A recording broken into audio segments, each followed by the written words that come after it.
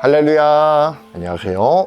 교회 진흥원입니다. 오늘은 아주 진귀한 말씀을 살펴보려고 합니다. 성경에서 예수님의 유년기를 살필 수 있는 구절은 누가복음에만 기록이 되어 있죠. 오늘 본문은 12살의 예수님께 일어났던 사건을 우리에게 보여주고 있습니다. 해마다 6월절이 되면 요셉과 마리아는 예수님과 함께 성전으로 올라갔습니다. 이것은 모든 유대인들의 의무였죠. 예수님께서 12살이 되시던 해에도 어김없이 6월절을 지키기 위해서 예루살렘 성전으로 예수님의 가족이 이동을 합니다. 그런데 오늘 본문에서 중요한 것은 예수님께서 집으로 돌아가는 마리아와 요셉의 행렬에서 이탈을 해서 하나님의 성전에 머물러 계셨다라고 하는 점입니다. 게다가 마리아와 요셉은 인파에 휩쓸린 탓에 예수님이 어련히 잘 따라오시겠거니 하고 그냥 집으로 향했다라는 것입니다. 그렇게 하루길이나 예수님과 멀어져 버리고 마른 것이죠. 그들이 하루길을 지나 예수님이 잘 따라오고 계신가 확인했을 때는 이미 늦어버린 상황이었습니다. 예수님이 없어지신 것을 그제야 깨닫게 된 것이죠.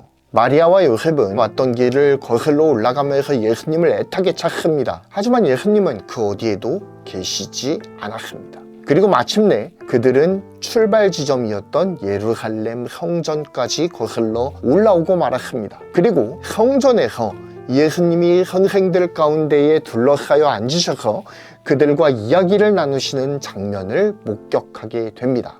예수님은 율법 선생들과 묻고 답하시는 중에 있었죠. 선생들은 예수님의 지혜와 그 대답에 놀라고 있었습니다. 하지만 마리아와 요셉의 눈에는 예수님의 총명함이 전혀 들어오지 않았어요. 그들은 예수님을 찾아서 그에게 다그치며 묻습니다. 네가 왜 우리에게 이와 같이 했느냐? 우리가 너를 애타게 근심하면서 찾았단 말이야. 이렇게 다그치기 바빴죠. 하지만 예수님께서는 마리아와 요셉의 역정에 도리어 의아해 하시면서 49절의 말씀을 남기십니다. 다 같이 한번 오늘의 본문 49절을 읽어보실까요? 예수께서 이르시되 어찌하여 나를 찾으셨나이까? 내가 내 아버지 집에 있어야 될 줄을 알지 못하셨나이까 하시니, 도리어 예수님께서는 그를 애타게 찾았던 마리아와 요셉에게 날 왜 찾으셨습니까? 라고 되묻고 있는 겁니다. 사실 예수님의 답변을 상식적으로 생각해 보면요, 굉장히 황당한 답변이 아닐 수가 없습니다. 보통 자녀를 잃어버렸던 부모가 자녀를 찾으면 자녀가 해야 될 상식적인 답변이 있죠. 부모야 애타게 찾았으니까 그렇게 역정을 내는 것이 당연한 일이고요. 그렇다면 그 역정을 내는 부모를 대하는 자녀의 태도가 어때야 하는지는 우리가 상식적으로 너무나 잘 알고 있습니다. 굉장히 죄송해하던가 미안해하던가 아니면은 울면서 나도 힘들었다, 어디 계셨습니까? 왜 날 잃어버린 거예요? 주위를 잘 살펴봤으면 금세 내가 없어진 것을 아셨을 텐데 왜 이제까지 나타나지 않으셨다가 하루가 지나서 나타나신 겁니까? 라고 하면서 굉장히 하소연을 했을 수도 있죠.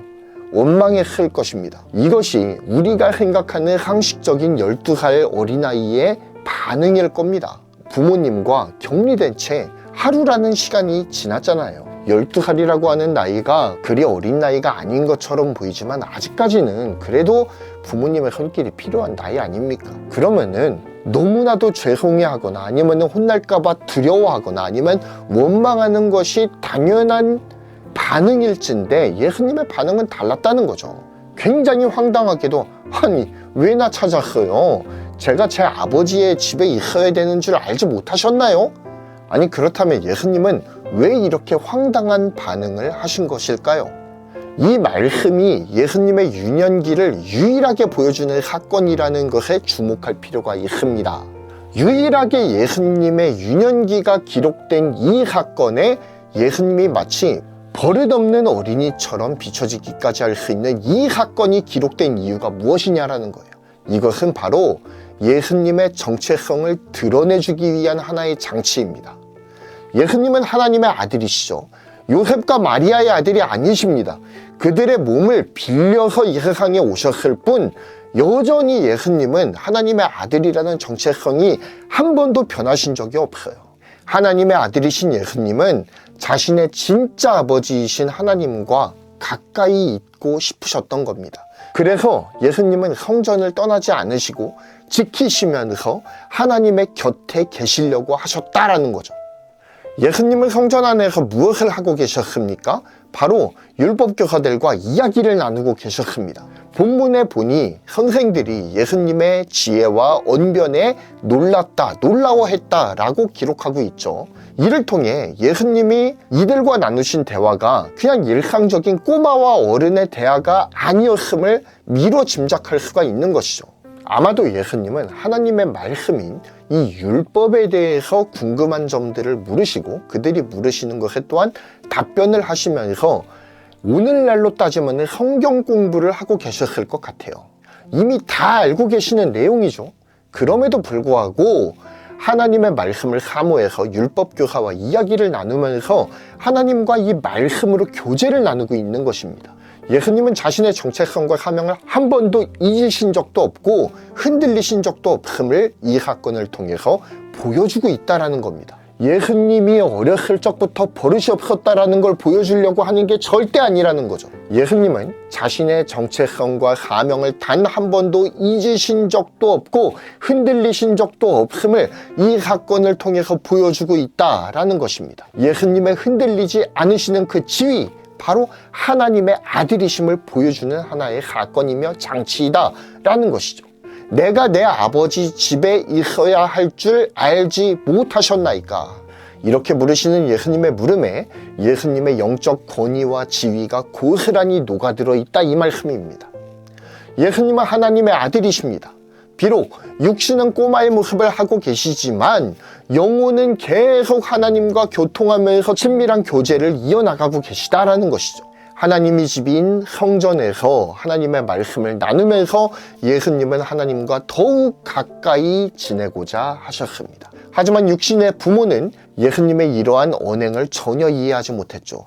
50절입니다. 그 부모가 그가 하신 말씀을 깨닫지 못하더라. 자, 그런데 아이러니한 게 있죠.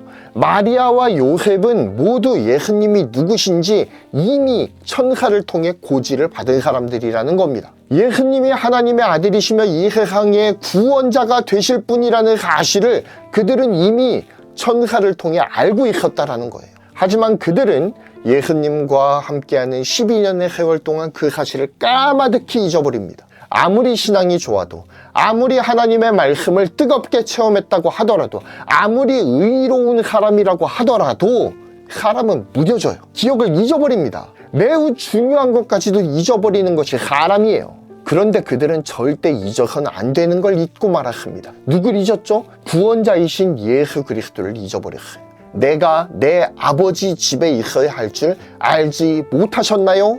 라고 물으시는 이 예수님의 질문을 이해조차 하지 못했을 정도로 그들의 영혼은 무뎌져 있었다라는 겁니다. 이것이 어찌 보면 오늘을 살아가는 우리의 영적 상태는 아닌가요? 한번 깊이 있게 살펴보아야 될 필요가 있습니다. 우리는 얼마나 하나님의 음성에 민감하게 반응하고 있나요? 예수님이 하나님과 영혼의 교제를 나누고 계실 때 그들은 의리의 예수님이 자신을 따라오고 있겠거니 라고 생각하고 확인조차 하지 않았습니다. 아니, 이런 둔감함이 어디 있느냐라는 거예요. 자기 아들 아니에요? 외아들입니다. 심지어 게다가 천사에게 고지까지 받은 하나님의 아들이라는 거예요. 그만큼 소중한 아들이었다라는 거예요. 예수님이 만약에 잘못되셔가지고 강도에게 끌려가셨거나 했으면은 어떻게 하실 거예요? 물론 그런 일이 일어나지 않았지만, 그래서 너무나도 천만다행이지만 만약에 자신들의 부주의로 인해서 예수님이 해를 당하셨다면 어떻게 했을 뻔했습니까? 이런 둔감함이 우리가 가진 둔감함과 별반 다르지 않다는 거예요. 오늘을 살아가는 우리가 예수님의 유년 생활을 접하면서 경계하면서 살펴야 될 우리의 영적 상태가 바로 이러한 둔감함이라는 것입니다. 나는 예수님의 자녀임을 잊고서 살아가지는 않나요? 나는 하나님의 자녀로서 합당한 마음가짐과 삶의 자세를 유지하고 있나요? 혹시 행여나 하나님을 향한 사랑과 그분께 받은 그 모든 은혜를 몽땅 다 잊어버리면서 살아가고 있진 않습니까? 내가 하나님의 은혜를 잊어버렸다라는 사실조차 인지하지 못하는 상태가 우리의 영적 상태는 아니냐는 거예요. 이번 주 성경 공부를 통해서 자신의 신앙이 얼마나 무뎌졌는지를 점검하는 우리가 되기를 소원합니다. 그리고 오직 예수 그리스도의 자녀로서 확고한 정체성을 갖고 예수님만 따라가는 우리가 되기를 소원합니다. 자, 그럼 부서별 강의로 넘어가도록 하겠습니다.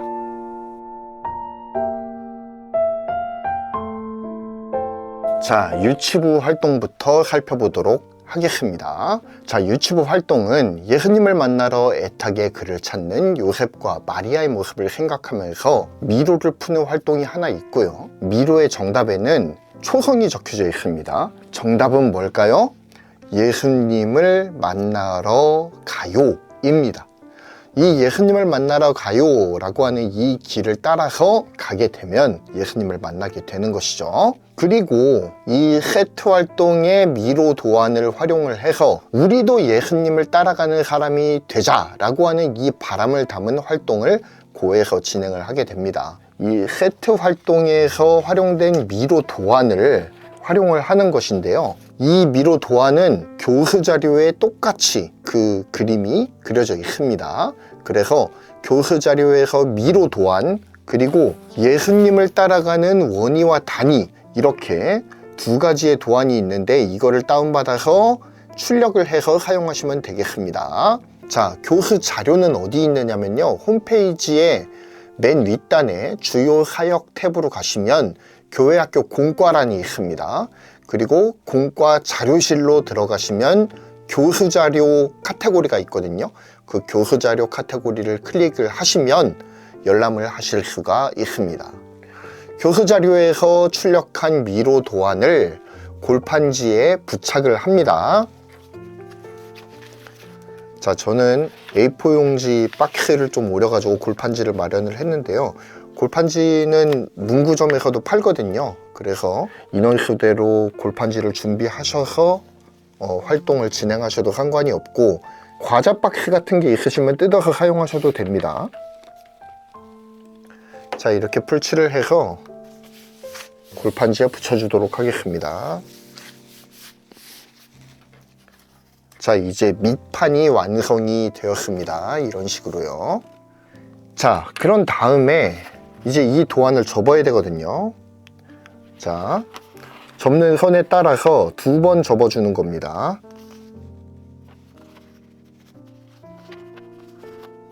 이렇게 U자 형식으로 접어서 일으켜 세워지도록 이렇게 접어줍니다. 자, 그 다음에 철제 클립을 이 안에다가 붙여줄 거예요. 이 작업은 이따가 우리가 자석을 사용할 것이기 때문에 그 자석에 달라붙게 만들기 위해서 바닥에다가 이렇게 클립 2개를 붙여주도록 하겠습니다. 자, 이렇게 바닥에 철제 클립을 붙인 다음에 다시금 이렇게 세워줍니다. 자, 이렇게 해서 말판을 다 만들었습니다. 자, 그 다음에 이런 원통형 물체가 있으면 좋고요. 만약에 없으면은 건전지를 사용하셔도 됩니다. 이 원통에 동그라미 모양의 자석이 있습니다. 이 자석을 이 원통에다가 붙여주도록 하겠습니다. 예, 이렇게 해서 완성을 해주시면 되겠습니다. 자, 그 다음에 이렇게 만들면은 모든 준비가 이제 끝이 나는 거거든요. 활동을 할 모든 준비가 끝이 나게 됩니다. 바로 도안을 이렇게 들어주는 것이죠. 들어준 다음에 골판지 아래에 미리 만들어둔 이 원형 손잡이 자석을 갖다가 대는 겁니다. 그러면 이렇게 움직이게 되죠. 출발점으로 옮겨 놓습니다. 자, 출발점으로 옮겨 놓은 다음에 자석을 밑에서부터 이렇게 움직여서 예수님과 원희 단위가 이 험난한 세상의 미로길을 함께 헤쳐나갈 수 있도록 이렇게 조정을 해주시면 되겠습니다. 이 활동이 의미하는 바는 우리가 예수님의 자녀로서 예수님의 손을 놓지 않고 이 세상 끝날까지 예수님과 동행하는 자녀로서의 인생을 완수하는 데에 그 목적이 있다 할 수 있겠습니다.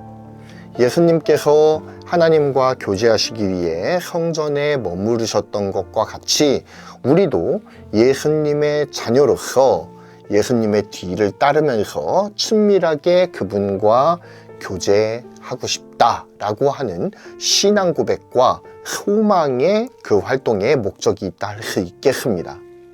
자, 우리는 예수님을 따르고 있습니까?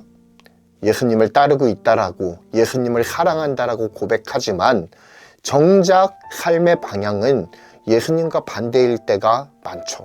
이와 같이 모순된 우리의 삶을 되돌아보면서 이젠 예수님과 친밀하게 교제하면서 오직 그분의 길만 따르고 오직 그분께만 집중하겠다라고 결단하며 고백하는 우리가 되기를 소원합니다. 자, 이어서 유년부 활동 살펴보도록 하겠습니다. 유년부 활동은 예수님의 정체성을 재확인하는 활동이에요. 먼저 세트를 보시면 이렇게 말씀을 순서대로 줄로 읽는 활동이 기록이 되어 있습니다. 그래서 말씀을 순서대로 선으로 이은 뒤에 오늘의 외울 말씀을 밑에 적어서 완성을 하는 활동이 되겠습니다.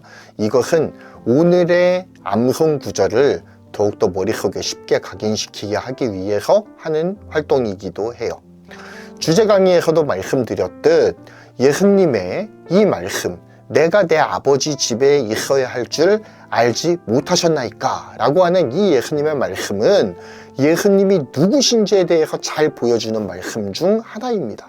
예수님은 어리셨지만 한 번도 자신이 이 세상을 구원하기 위해 이 땅에 오신 이 하나님의 아들이시며 구원자이시다 라고 하는 가장 중요한 자신의 정체성을 단 한 순간도 잊지 않으셨습니다. 그분은 우리를 사랑하셔서 이 땅에 오셨죠. 그리고 유월절 때마다 하나님과 교제하시면서 자신의 사명을 되새기셨을 것입니다. 말씀을 완성하시면서 하나님의 사명을 재조명하는 계기로 삼는 활동이 되기를 소원합니다. 자, 그 다음 그 활동은 나의 정체성을 찾아서 라고 하는 활동입니다. 무엇보다 중요한 것은 9개의 문답 중에서 맨 아래에 있는 질문이 가장 중요한 질문이에요. 위에 있는 8개의 질문들은 사실 답하지 않아도 상관이 없습니다. 가장 중요한 맨 아래의 질문만 확실하게 답변을 할 수 있으면 되는 거예요. 나는 누구인가요? 바로 하나님의 자녀이죠. 세상 그 어디에 내가 있다라고 하더라도 내가 하나님의 자녀라는 정체성만 흔들리지 않고 굳건하게 서 있으면 모든 어려움과 아픔을 능히 이겨낼 수 있습니다. 성령 하나님께서 모든 아픔과 모든 어려움과 모든 고난을 이길 힘을 주실 줄 믿습니다. 친구들이 하나님의 자녀로서의 정체성을 잊지 않도록 이를 강조해 주시기 바랍니다.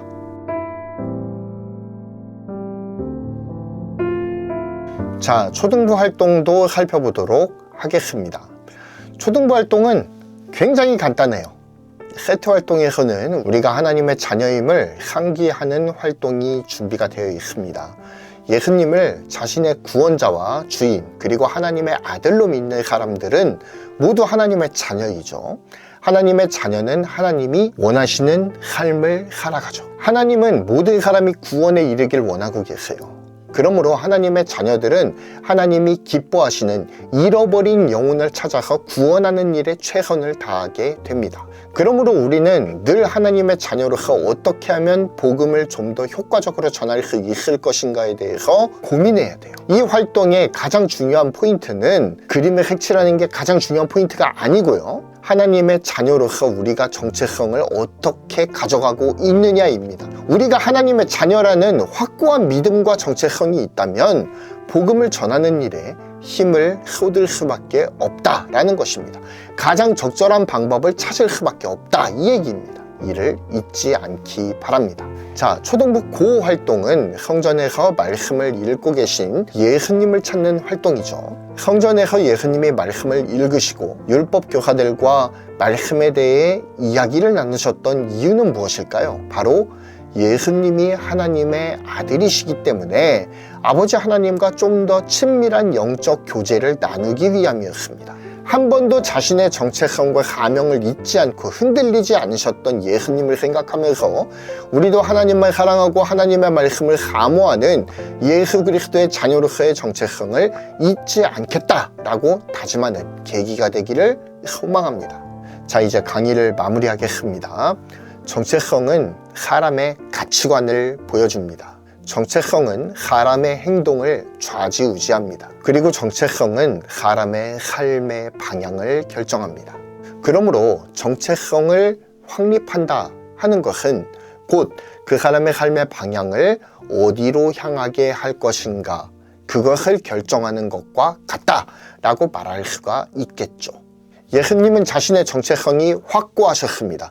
단 한 번도 흔들리지 않으세요. 그분은 하나님의 아들이시죠. 그리고 이 세상을 구원할 구원자이셨습니다. 그렇기 때문에 그에게는 그 무엇보다 하나님과의 교제가 중요했다라는 거예요. 그분은 그의 부모가 유월절 절기를 마치고 집으로 돌아왔을 그때에도 성전에 남아서 하나님의 곁에 머무는 것을 선택하십니다. 그가 하나님의 아들이셨기 때문에 가능한 선택이었던 거예요. 우리는 어떻습니까? 우리는 하나님의 자녀로서의 정체성과 자부심을 갖고 살아가고 있나요? 하나님을 사랑하는 마음으로 삶의 모든 순간을 대하고 계신가요? 하나님을 사랑하는 마음으로 설레는 마음을 갖고 주일을 맞이하고 계십니까? 토요일만 되면 가슴 벅차오르는 감정을 주체할 수가 없습니까? 기대감으로 벅차오릅니까? 하나님의 은혜로 우리의 삶이 주를 사랑하는 삶이 되기를 원합니다. 매일매일이 하나님으로 인해 벅차오르는 하루가 되길 원합니다. 하나님의 자녀라는 우리의 정체성이 절대 흔들리지 않기를 원합니다. 하나님과 함께하는 것이 우리의 기쁨 되기를 소원합니다. 이상 강의를 마치겠습니다. 감사합니다.